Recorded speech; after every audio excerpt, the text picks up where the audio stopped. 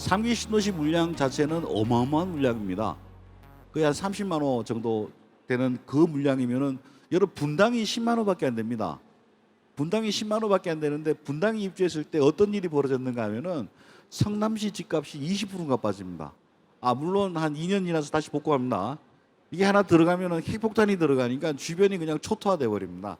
물론 그 다음에는 다시 재상승해서 뭐 역전세난 일어나고 이렇게 가지만은 이 30만 호가 수도권에 공급된다면은 생각보다는 효과는 있을 겁니다. 다만 이제 강남 집값을 잡는 데는 어느 정도 한계가 있는 게 아니냐. 강남하고는 대부분 거리가 먼 게 많습니다. 그 과천이라든가 뭐 하남 같은 경우에는 비교적 가깝지만은 대규모로 공급되는 것들은 좀 외곽에 있기 때문에 그렇게 가격 안정화 효과가 나타날 거냐에 대해서는 의문점이 있습니다. 그러나 가격 하방 압력은 어느 정도 줄 수 있다라고 대부분 보고 있습니다. 근데 문제는 이제 이 신도시가 들어가면은 방금 말씀드렸듯이 주변 가격을 폭락시키느냐 아니면은 주변 가격을 견인하느냐에 대한 궁금증이 있습니다. 보통 이제 새 집이 들어오게 되면은 헌집들은 가격이 더 떨어집니다. 옛날에 판교가 2000년에 판교 신도시 개발을 할 때 그 당시 분당 시민들이 뭐 경부고속도로 점거하겠다 이런 얘기까지 했습니다. 그게 뭐냐면은 분당은 이제 옛날 아파트가 돼 가는데 판교 새 아파트가 들어오면은 분당 집값은 이제 똥값이 될 것이다. 그래서 판교 신도시 반대 운동을 했습니다. 그 운동하셨던 분들이 지금 이제 높은 정치인이 되신 분들도 있고요. 근데 결과는 어땠습니까? 분당은 계속 오르고 있습니다. 아마 앞으로도 계속 오를 겁니다. 근데 그 가장 큰 이유는 뭔가 하면은 자족도시 그런 것들을 만들기 위한 노력을 했다는 겁니다.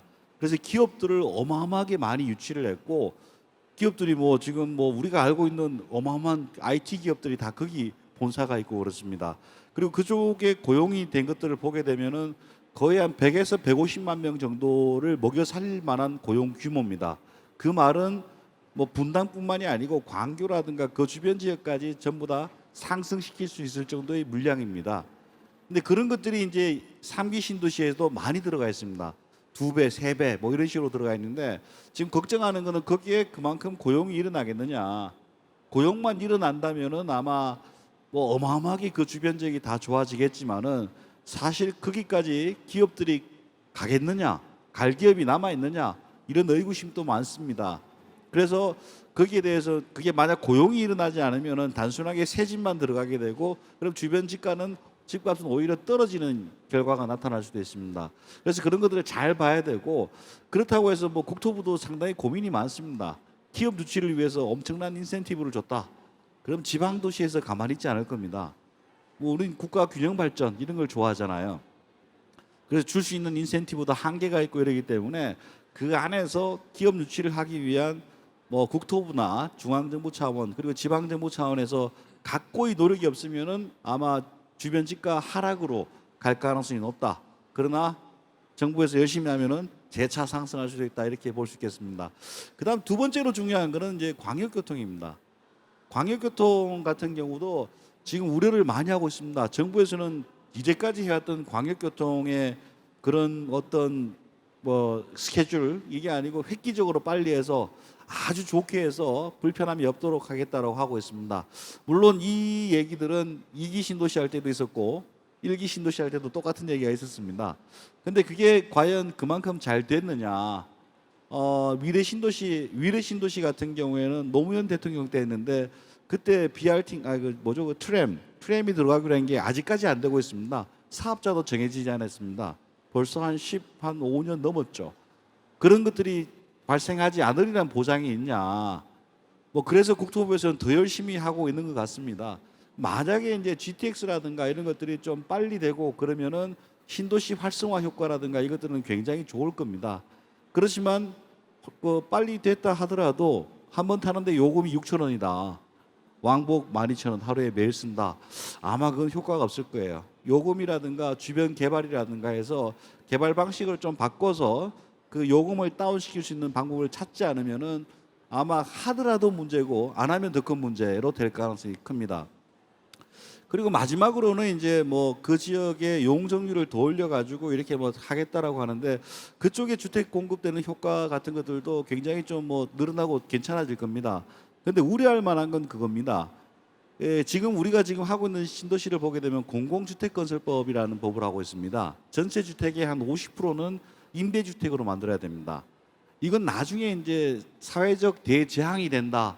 이런 연구 결과들이 꽤 많습니다. 뭔가 하면은 일단 여러분들이 저녁에 한 11시에 뭐 11시까지 술을 드시고 택시를 탑니다. 예를 들어서 어디 임대도시로 가주세요. 그럼 택시기사가 안 갈 겁니다.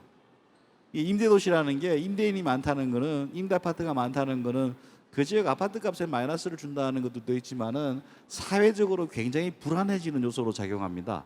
특히 대표적으로 드는 게 영국에서 80년대에 어떤 일이 있었는가 하면은 80년대 뭐 FRB 기준금리가 대략 한 20% 가까이 됐습니다. 지금 기준금리가 0%죠. 그때 기준금리가 20%였어요. 물가가 막 점프할 때입니다. 임대주택에 사니까 임대료는 계속 올라가요.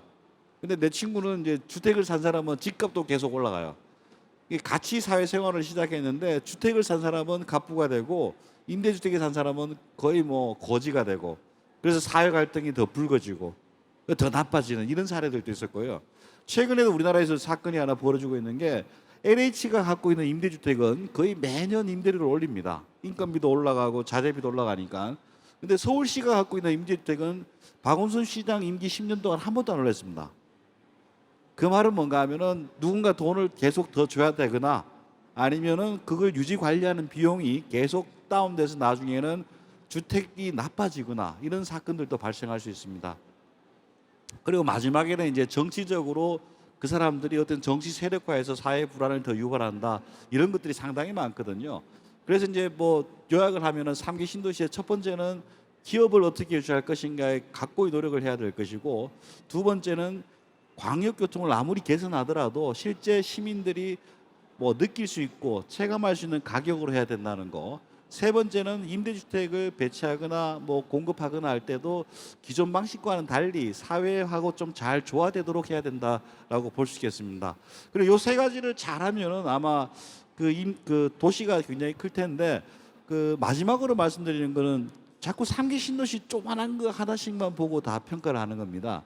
3기 신도시가 아니고 3기 신도시 반경 대략 한 7km, 10km를 한 단위로 보고 하면은 그 지역 생활권이 굉장히 좋을 것이다. 기존의 연구들을 보게 되면은 3기 신도시나 이렇게 신도시급에 이사 오는 사람 보면은 대략 한 7, 8km 내에서 한 7, 80%가 70%입니다. 그 동네 사람이 대부분 온다는 거죠. 그러면 그 동네에 어떤 영향이 끼치는가?